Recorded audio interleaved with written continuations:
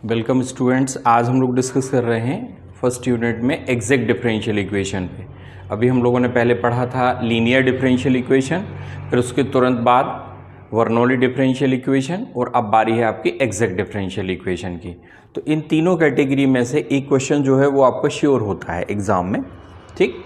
तो आज देखेंगे हम लोग कि एग्जैक्ट डिफरेंशियल इक्वेशन जो है वो हम कैसे सॉल्व करते हैं। तो एग्जैक्ट डिफरेंशियल इक्वेशन का जो स्टैंडर्ड फॉर्म है वो होता है आपका mdx plus dy equals to 0। यानी इस टाइप का कोई फॉर्म दिखता है हमें mdx plus dy equal to 0, तो हम उसको एग्जैक्ट मान सकते हैं। लेकिन कब तक? ठीक, जब तक हमारे पास पार्शियल डिफरेंशिएशन में del m upon del y is equals to del n upon del x नहीं आता। यानी अगर del m upon del y equal to del n upon del x आ गया तो फिर क्लियरली ये एग्जैक्ट डिफरेंशियल इक्वेशन हो गया, एग्जैक्ट डिफरेंशियल इक्वेशन। ठीक, लेकिन अगर ये अनइक्वल है, इक्वल है तब तो एग्जैक्ट डिफरेंशियल इक्वेशन हो गया, अनइक्वल है तो फिर एग्जैक्ट नहीं है। एग्जैक्ट नहीं है तो फिर देखेंगे आप कि ऐसा तो नहीं है लीनियर डिफरेंशियल इक्वेशन है, ऐसा तो नहीं है कि बर्नौली डिफरेंशियल इक्वेशन है, ऐसा तो नहीं है कि आपका होमोजीनियस डिफरेंशियल इक्वेशन है। तो ये फिर वेरियस कैटेगरी जो है वो आपको यहाँ पे चेक करनी है। पर अगर del m upon del y equal to del n upon del x आ गया तो फिर एग्जैक्ट डिफरेंशियल इक्वेशन है। अब अगर ये एग्जैक्ट डिफरेंशियल इक्वेशन है तो फिर इसका सॉल्यूशन क्या होता है? तो इसका सॉल्यूशन होता है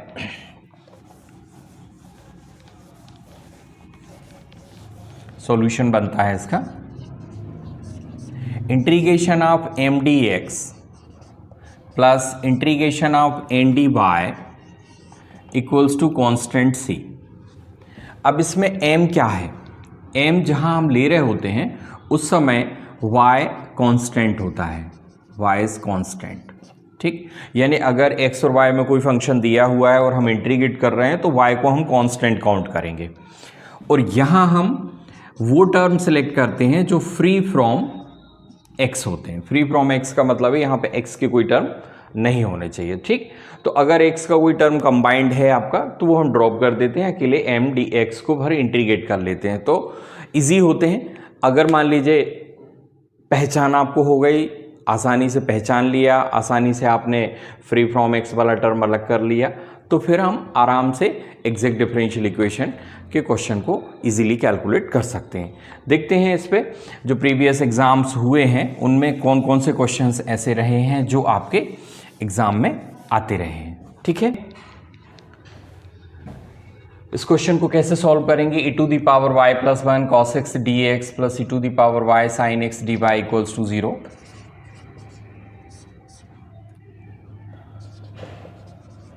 given equation e to the power y plus 1 cos x dx plus e to the power y sin x dy equal to 0। अब अगर हम इसको mdx plus ndy equals to 0 count कर लें, यानी कंपैरिजन करके मान लें कि ये mdx plus ndy equal to 0 है, तो यहाँ से हमें m मिल रहा है e to the power y plus 1 cos x। ठीक, और n की जो वैल्यू है वो है आपकी e to the power y sin x। इसको पार्शियली डिफरेंशिएट करते हैं अपन del m upon del y। तो देखिए आप e to the power y plus 1 cos x लिखा हुआ है, यानी अगर हम e to the power y plus 1 को फिक्स रख रहे हैं और cos x को y के रिस्पेक्ट में पार्शियली डिफरेंशिएट करेंगे तो ये 0 आएगा, प्लस cos x को आप फिक्स रखेंगे, e to the power y plus 1 का differentiation, partial differentiation e to the power y आएगा। तो इस तरीके से हमें del m upon del y equal to मिला e to the power y cos x, e to the power y cos x। इसको हमने इक्वेशन 1 कहा। अब देखिए इस साइड हमने del n upon del x निकाला, तो e to the power y को तो फिक्स ही रखना है क्योंकि वो तो कांस्टेंट है। sin x का क्या हुआ? cos x। ठीक, इसको दे दीजिए आप नंबर 2। अब देखिए अगर आप 1 और 2 को देखें तो from 1 and 2 del m upon del y is equals to del n upon del x. So clearly given equation is exact differential equation. Exact differential equation यानी ये एग्जैक्ट डिफरेंशियल इक्वेशन है। बड़ा आराम से आपने del m upon del y और del n upon del x निकाला, वो इक्वल आ गया, तो ये एग्जैक्ट डिफरेंशियल इक्वेशन है। और अगर ये एग्जैक्ट डिफरेंशियल इक्वेशन है तो देखते हैं फिर इसका सॉल्यूशन क्या बनेगा, कैसे अपन इसको सॉल्व करेंगे। ठीक है,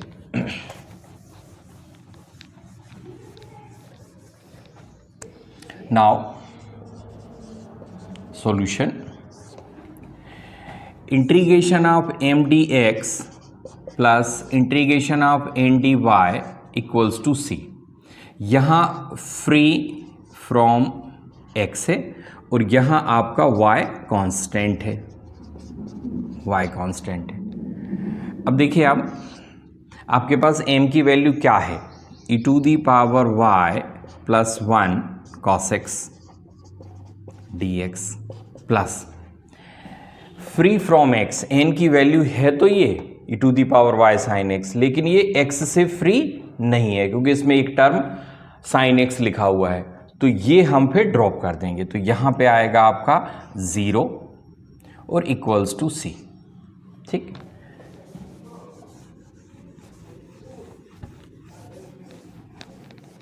जीरो क्यों आ गया, क्योंकि जो n था आपका वो e to the power y sine x था, उसमें से जो साइन x है वो x का टर्म है, जबकि हमें लेना है फ्री फ्रॉम x, तो इसलिए हमने उसको ड्रॉप कर दिया। अब इतने को सॉल्व करें अगर अपन इंटीग्रेशन के पार्ट को, तो e to the power y plus 1, ठीक, e to the power y plus 1 लिखा हुआ है, तो ये e to the power y into cos x, e to the power y into cos x, ठीक। और यहाँ पे अगर हम देखें तो ये आपका ब्रैकेट ओपन करने पे बाकी का बच रहा है cos x, ठीक, dx is equals to c। अब इस हिस्से में से आप e to the power y बाहर ले सकते हैं, cos x का इंटीग्रेशन क्या हुआ sin x, और प्लस यहाँ पे भी आपका cos x का क्या आएगा sin x, ठीक, और इक्वल्स टू c। तो अब आप चाहो तो sin x जो है वो कॉमन निकाल सकते हैं, तो अगर आप sin x कॉमन लेते हैं तो e to the power y plus 1 into sine x equals to c, ठीक। अब आप चाहते तो e to the power y plus 1 बाहर लिख सकते थे, अकेले cos x को जो है वो आप इंटीग्रेट कर देते तो cos x का क्या आ जाता sin x। तो इसमें कोई बहुत ज़रूरी नहीं है कि आप ब्रैकेट ओपन करेंगे तभी बनेगा, लेकिन ये डिपेंड करता है कि आपका इंटीग्रेशन करने का तरीका कितना स्ट्रांग है और आप कितने अच्छे तरीके से इंटीग्रेट कर लेते हैं। अगर आपको कोई प्रॉब्लम है तो आप ऐसे आराम से ब्रैकेट ओपन करके कर लीजिए। जैसे देखिए e to the power y cos x लिखा, हमने e to the power y को बाहर लिख दिया और सेपरेट cos x बचा, तो cos का होता है साइन, ठीक, तो ये क्लियर हो गया। चलिए, तो ये रहा आपका फर्स्ट क्वेश्चन आज की क्लास का, ठीक। देखते हैं नेक्स्ट क्वेश्चन क्या है। नेक्स्ट क्वेश्चन है 1 plus e to the power x upon y d x plus e to the power x upon y into 1 minus x upon y d y equal to 0। इसको भी हम m d x plus n d y equal to 0 लिख सकते हैं।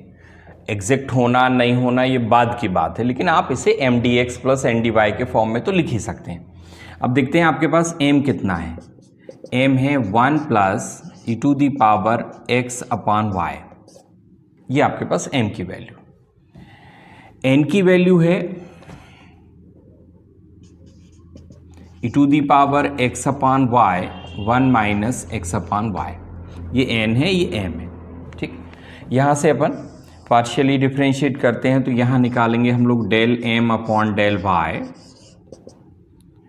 तो 1 का partial differentiation 0, e to the power x upon y का होगा e to the power x upon y, e to the power x का e to the power x होता है, तो e to the power x upon y का e to the power x upon y. अब x upon y का करना है अपन को, x अपान वाई का पार्शियल डिफरेंशिएशन। तो x का तो कुछ करना नहीं है, 1 अपान वाई का करना है अपन को। तो बताइए 1 अपान वाई का क्या होगा, -1 अपान वाई स्क्वायर। तो ये टोटल आएगा -x अपान वाई स्क्वायर। ठीक, समझिए अगर आपके पास 1 अपान वाई है, पार्शियल डिफरेंशिएशन करना है तो -1 अपान वाई स्क्वायर तो मिलना ही मिलना है आपको। फिर चूंकि यहाँ x था तो वो x यहाँ भी आएगा। अब ये कौन से फॉर्मूले से किया है अपन ने, 1 अपॉन एक्स से। 1 अपॉन एक्स का क्या होता है, -1 अपॉन एक्स स्क्वायर। तो इस तरीके से आपके पास del m upon del y आ गया, -x upon y square e to the power x upon y. ये आपका फर्स्ट रिलेशन जो है वो बन गया del m upon del y. यहाँ देखते हैं अपन del n upon del x क्या मिलने वाला है। तो del n upon del x, इसको आप x के रिस्पेक्ट में पार्शियली डिफरेंशिएट कर रहे हैं। तो e to the power x upon y को आपने फिक्स रखा, 1 का 0 x के रिस्पेक्ट में कर रहे हैं आप, इस x का 1 होगा तो आपके पास मिला -1 अपान वाई। इस 1 का 0, इस x का 1 तो -1 upon y plus 1 minus x upon y को आपने फिक्स रखा, 1 माइनस एक्स अपान वाई को फिक्स रखा। E to the power x upon y का आएगा e to the power x upon y into x upon y का होगा आपका 1 अपान वाई। ठीक, so now del n upon del x is equal to, अगर हम bracket open करें तो -1 upon y e to the power x upon y. यहाँ देखिए आप, यहाँ से इसको इसमें मल्टीप्लाई करोगे तो प्लस का 1 upon y, 1 upon y e to the power x upon y, और फिर जब हम इसको इसमें मल्टीप्लाई करेंगे तो ये आएगा x upon y square e to the power x upon y. ये पॉजिटिव टर्म, ये नेगेटिव टर्म कैंसिल हो गया, तो हमें del n upon del x मिला -x upon y square e to the power x upon y. This is the relation number 2। तो अगर हम बात करें फ्रॉम 1 एंड 2, तो पता चला कि del m upon del y is equal to del n upon del x. तो ये एग्जैक्ट डिफरेंशियल इक्वेशन है, this is exact differential equation. और अगर ये एग्जैक्ट डिफरेंशियल इक्वेशन है तो फिर हम आराम से इसको इंटीग्रेट करके कैलकुलेट कर सकते हैं कि कितना आएगा। तो इंटीग्रेशन के लिए फॉर्मूला होगा आपका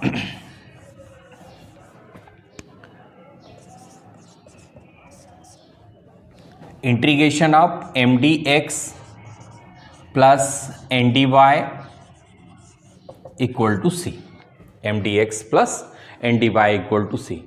तो हमारे पास m की वैल्यू है 1 plus e to the power x upon y, तो इसे हम यहां रिप्लेस कर देते हैं, 1 plus e to the power x upon y d x. ठीक, अब देखिए आप इसमें से फ्री फ्रॉम x चाहिए, तो x अपान वाई ये भी फ्री नहीं है। ठीक है, फिर ये अंदर मल्टीप्लाई हुआ तो ये भी फ्री नहीं रहेगा, यहाँ x अपान वाई आपके पास ऑलरेडी लिखा हुआ है। तो n वाली पोजीशन पे आएगा 0 इज इक्वल टू सी। तो फ्री फ्रॉम x का टर्म हमें नहीं मिला, इसलिए हमने उसको यहाँ पे नहीं लिखा। अब हम बात करते हैं कि इसको इंटीग्रेट करें, तो x की रिस्पेक्ट में ध्यान रखना आप, यहाँ पे y कांस्टेंट होता है, y कांस्टेंट।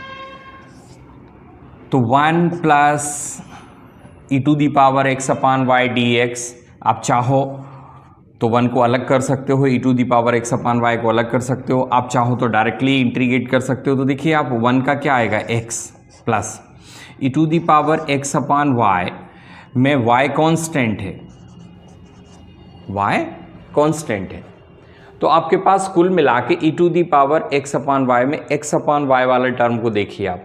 तो जब आप e to the power a x को इंटीग्रेट करते थे तो आप लिखते थे e to the power a x upon a, यानी जो x का कोफिशिएंट होता था, जैसे a, तो वो अपॉन में चला जाता था।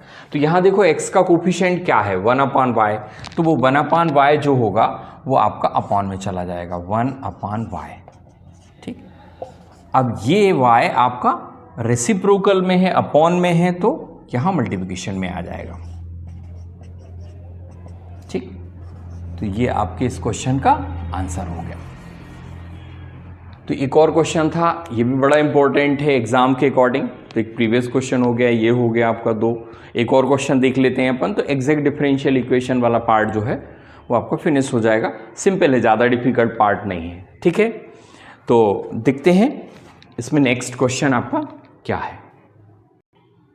देखते हैं, एक और क्वेश्चन है y e⁻x dx + 2y + e⁻x dy = 0।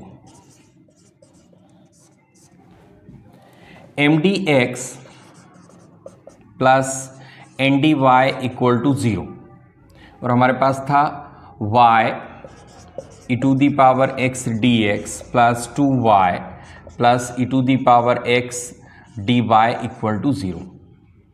तो यहाँ से हमारे पास m जो है वो मिल रहा है y e⁻x, और जो वैल्यू ऑफ n है वो है 2y + e⁻x।